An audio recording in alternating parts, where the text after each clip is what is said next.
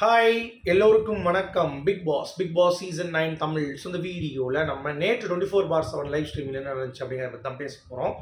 So நான் ஏற்கனவே சொன்ன மாதிரி இன்றைக்கி வந்து பார்த்தீங்க அப்படின்னா எப்படி எப்படிலாம் பிளான் பண்ணணும், இன்றைக்கி எப்படி விளையாட போகிறோம் இன்றைக்கி அப்படின்றத நேற்று நைட் உட்காந்து 2 குரூப் வந்து பேசிகிட்டு இருந்தாங்க. ஒரு பக்கம் வந்து தர்பூசணி ராஜ்யம், இன்னொரு பக்கத்தில் வந்து பார்த்தீங்கன்னா கானவனத்து ராஜ்யம் வந்து பேசிகிட்டு இருந்தாங்க. ஆனால் அதுக்குள்ளே நிறைய விஷயங்கள் நம்ம பேசிட்டு அதுக்கு கடைசி என்ன பேசுகிறாங்கிறத பார்ப்போம். ஓகேவா? ஸோ ஃபஸ்ட்டு வந்து பார்த்தீங்கன்னா திவ்யாவுக்கு சுத்தமாக பிடிக்கல கமருதனுடைய ப்ளே. கமருதன் என்ன பண்ணுறான் அப்படின்னா நிஜமாவே அவள் வந்து எக்ஸ் தான். பாரதி என்ன சொல்லிட்டாங்க அப்படின்னா கண்ணில் வந்து எனக்கு அடித்ததே கமருதன் தான் அப்படின்ற மாதிரி சொல்லிட்டாங்க. அதையும் அவன் நம்பி அவன் ஒரு ப்ளே பண்ணிகிட்டு இருக்கான் உள்ள. சரி பரவாயில்ல, எக்ஸ் கண்டஸ்ட் தான் திருப்பி வந்து பேசிகிட்டு இருக்கும்போது நான் பேசுகிறேன் அப்படின்ற மாதிரி அந்த ஃபார்மெட்டில் அவன் பேசிகிட்டு இருக்கான். ஆக்சுவலாக கமருதனுடைய கேரக்டர் வந்து என்னென்னு பார்த்தீங்கன்னா அவன் வந்து ரொம்ப ரகடான ஒரு ஆள், எந்த பொண்ணையும் பேசக்கூடாது அப்படின்றத கேரக்டர். பட் அதை பண்ணாமல் இவன் இதை பண்ணிகிட்டு இருக்கான், நான் சொன்னாலும் புரிஞ்சிக்க மாட்டான் அப்படின்ற மாதிரி வெளியே வந்து மீட்டிங் டிஸ்கஷனில் அவங்க பேசிகிட்டு இருக்காங்க நம்ம இவங்க திவ்யா. ஓகேவா? ஸோ இதில் இவங்க என்ன பிளான் பண்ண போகிறாங்க அப்படிங்கிறது ஒரு பக்கம் இருந்தாலும் இன்னொரு பக்கம் வந்து பார்த்தீங்கன்னா கானா வினோத் இந்த மாதிரிலாம் அவர் ராஜ்யத்துலேருந்து ஒரு மீட்டிங் போட்டுருந்தார். அது மீட்டிங் போக மாட்டேன்னு இருந்தாங்கல்ல. அப்புறம் பிரச்சனை எப்படியோ கன்வின்ஸ் பண்ணி வந்து பார்த்தீங்கன்னா கூப்பிட்டு வந்துட்டார். ஸோ இப்போ வந்து உள்ள மீட்டிங் வந்து வெளியே ஒன்று போகுது, உள்ளே ஒன்று போயிட்டுருக்கு. அதுக்கு முன்னாடி இன்னொன்று நான் பேசணும். என்னென்னா பார்வதிக்கும் கமருதீனுக்கும், அதாவது அரோரா பக்கத்தில் வச்சுட்டே வந்து அரோரா கூட்டி விட்டு பார்வதிக்கு ஊட்டி விட்டு பயங்கரம் பண்ணிகிட்டு இருந்தானா, அப்போ வந்து பார்வதி டென்ஷன் ஆகிட்டு, டேய் என்ன பெரிய மன்மத குஞ்சியா, உன்னை வந்து நானும் ஓட்டணும் அவளும் ஓட்டணுமா, என்னடா நீ பண்ணிட்ட அப்படின்ற மாதிரி வந்து கேட்டாங்க. நீ ஒன்று அவர்கிட்ட சொல்லு, இல்லை எனக்கு ரொம்ப ஹர்ட்டாக இருக்குது அப்படின்றாங்க. இல்லை நான் அவட்ட ஃப்ரெண்டாக தான் பழகிற, பட் இது கொஞ்சம் எல்லை மீறி போகுது, எனக்கு ரொம்ப பொசசிவ் ஆகுது அப்படின்ற மாதிரி அங்கேயும் சொல்கிறாங்க. சரியா? இப்போது கமருதீன் இப்படி பேசிட்டாரா, அந்த மாதிரி வந்து பார்வதி கிட்ட ரொம்ப குறைவாக பேசிட்டு நான் வந்து கரெக்டாக கேம் ஆடிட்டு இருக்கேன் அப்படின்ற மாதிரி தப்பாக கேம் ஆடிட்டு இருக்க மாதிரி திவ்யா ரெஜிஸ்டர் பண்ணிட்டார் கரெக்டாக. ஆனால் அவர் மீட்டிங் வந்தப்போ வேறு மாதிரி வந்து பேசினார். அதுதான் ரொம்ப ஷாக்காக இருந்துச்சு. அவர் ரொம்ப தெளிவாக பேசினார். நான் சொல்கிறது புரியுதா? அதாவது கானா வினோத் அவர்களுடைய மீட்டிங்கில் கமருதீன் வந்து பேசும் பொழுது பார்வதியினுடைய எக்ஸ் என் கண்ணை கலக்கிட்டா அப்படின்றத வேற ஒரு ப்ரொஜெக்ஷனில் சொன்னார். திவ்யா இங்கே சொன்ன ப்ரொஜெக்ஷன் வேறு. கமருதீன் வந்து புரிய மாட்டேது, கமருதீன் வந்து அவங்ககிட்ட பேசவே கூடாது, அவங்ககிட்ட பேசுகிறான் இந்த மாதிரி சொல்கிறாங்களா, அது எதுக்கு பேசுகிறான் அப்படின்றத அவன் ஜஸ்டிஃபை கொடுக்குறான். நான் வந்து அவங்ககிட்ட மேட்ரு வாங்கினேன், ஓ என்ன இப்படி பழி போடுறியா, அப்போ நான் எப்படி சொல்ல போகிறேன் அப்படின்னா விக்ரம் கூட தான் பிரச்சனை, அதனால தான் அவளுக்கு வந்து கண்ணு போயிடுச்சு.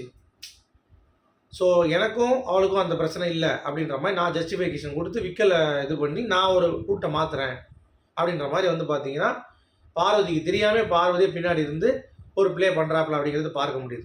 ஏன்னா பார்வதி ஒரு ப்ளே பண்ணுறாங்கல்ல, இவனை வந்து அப்படியே வச்சுக்கிட்டு கடைசி இவனுடைய கேரக்டரை வந்து அடிக்கிறாங்களா ஃப்ரெண்டுன்ற பழகி, அதை கமருதீன் வந்து ஜட்ஜ் பண்ணிட்டான். இங்கே திவ்யா சொல்கிறதுக்கு முன்னாடியே அவனும் அந்த பாயிண்ட்டை சொல்கிறது அப்படிங்கிறது எனக்கே ரொம்ப ஆச்சரியமாக இருந்தது. அது எனக்கும் தெரியுங்க, நான் அதை பண்ண மாட்டேன் அப்படின்ற மாதிரி. ஸோ இவங்களுடைய எல்லா ஒரு பிளானும் அந்த ஒத்தக்கண்ணி நம்ம பார்வதியுடைய பிளானும் தான் இருக்குது, அவரை எப்படியாவது ஸ்டிகர் பண்ணி விடணும் அப்படின்ற மாதிரி தான் இவங்களோட நினைக்கிறாங்க. அப்புறம் அவங்க உள்ள இருக்க தர்பீஸ் ராஜ்யம் வந்து பார்த்தீங்கன்னா நம்ம கிளாப் பண்ணுற மாதிரியோ இல்லை ஏதாவது கொஞ்சம் கொஞ்சமாக டிஃப்ரெண்ட்டாக பண்ணுற மாதிரி யூனிக்காக ஏதாவது யோசிப்போம். ஏன்னா வழக்கம் போல் இல்லாமல் வந்து பார்த்தீங்கன்னா நம்ம வந்து டிஃப்ரெண்ட்டாக பண்ணலாம் அப்படின்ற மாதிரி அவங்களும் ஒரு பிளான் போட்டு வச்சுருக்காங்க. இவங்க இந்த சைடும் வந்து பார்த்தீங்கன்னா go with the flow plan தான். அவங்க என்ன வருதோ அவங்க டெவலப் பண்ணிக்கிட்டோம். இப்போ கனிலாம் சொல்கிறாங்க உள்ள தர்பீஸ் ராஜ்யத்தில் பிக்கல் சீக்கிரம் என் பையன் மாதிரி வந்து க்ரியேட் பண்ணிகிட்டு இருக்கான், அது என்னாலும் பண்ணிக்கிட்டோம், அதை பற்றி பிரச்சனை கிடையாது.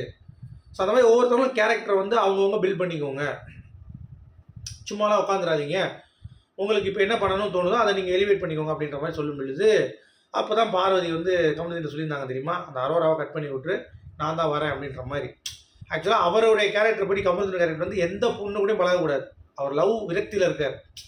அப்படிங்கிறப்ப அந்த கேரக்டர் அவர் உள்வாங்காமல் பண்ணது அப்படிங்கிறது தான் இங்கே வந்து பாயிண்ட். அப்புறம் என்ன சொல்லிட்டாங்க திவ்யா, நான் இப்போ பேச முடியாதுங்க கானா வினோத் டீமில், அவர் ஒரு மீட்டிங் போட்டுறப்ப நான் இங்கே பேச முடியாது, நான் நாளைக்கு டாஸ்க் அப்போ எனக்கு மனசு என்ன தோணுதோ நான் பண்ணுவேன், அதை நீங்கள் கேட்கக்கூடாது அப்படின்ட்டாங்க.